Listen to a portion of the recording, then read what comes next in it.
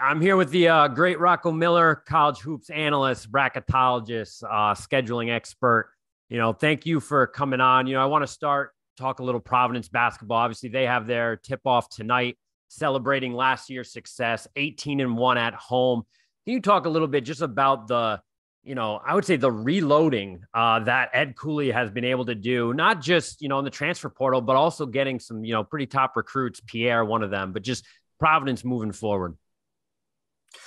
Yeah, Nathan, great to be on the show with you. I think Providence has been able to leverage not only the great year of last year, but just the reputation of Ed Cooley, and build this into a sustainable, long-lasting program, to the point where now it's very difficult to even imagine Cooley ever coaching anywhere else the rest of his career, and to the point where there's just this unbelievable culture that's came full circle last year with that great run, the Big East championship.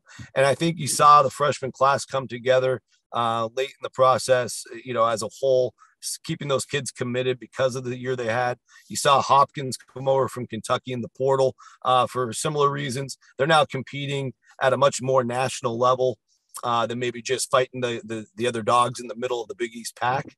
And so I think that's a big time needle mover. And I think overall with Providence, Ed Cooley is really not going to change his philosophy. He's known for a complex flex offense that sometimes takes players at multiple years to adapt to. But I think for this year, you got guys like Bynum and Crosswell back, which are key enough ingredients, in my opinion, to really help with that transition. Once you get a couple players that have been through it, that know it, can teach it to the players themselves and not just hear it from the coaches, I think that speeds things up a little bit more. And we all know Cooley can throw a lot of junk defenses out there, especially when we get into Big East play. So it might not happen overnight. Maybe there'll be a couple bizarre results in the early part of the year. Is always possible, but I do really, really trust Ed Cooley's teams because of the way, they're set up to be great at the end of the year. If you go back to 2020, they were probably the hottest team in the country when everything got shut down. I think they were nearly perfect. They only lost one game in February. That's the reason I love that program, is because it is all about how you play at the end of the year.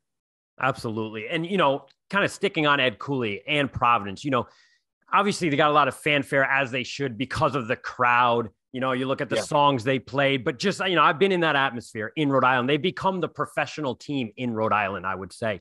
With Jay Wright retiring, do you think it's safe to say that Cooley really is kind of becoming the face of the Big East, and that PC can really be a top 5 destination for transfers who may not be working out at other programs to come and succeed? I mean, if this is some sort of horse race, which is the way I look at it, Cooley's probably got a little bit of a lead in that race. But you can't just say bona fide he's the guy long term. I think he's got to sustain it for a few seasons. Obviously, last year was an incredible experience, and an opportunity is now in front of the Friars to become that. And like you said, they're the pro team in town.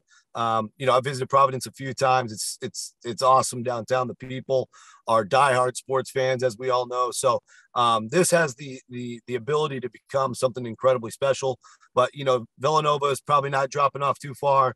UConn is got an incredible fan base as well. There's a bunch of other hungry teams like Creighton in this league. So becoming the face of the Big East is not going to be easy. But I do think Ed Cooley's got a way with the media that maybe no other coach does.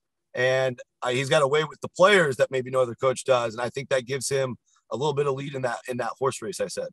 Definitely. And, last question on Providence, is there a guy, I don't mean to put you on the spot, but a guy for you that you feel like can raise their ceiling? If he performs, if he performs well, that you say, all right, that's an X factor, or one of the X factors for Providence kind of moving forward. Because again, they do have a lot of new pieces, but I think that means the ceiling can be pretty high.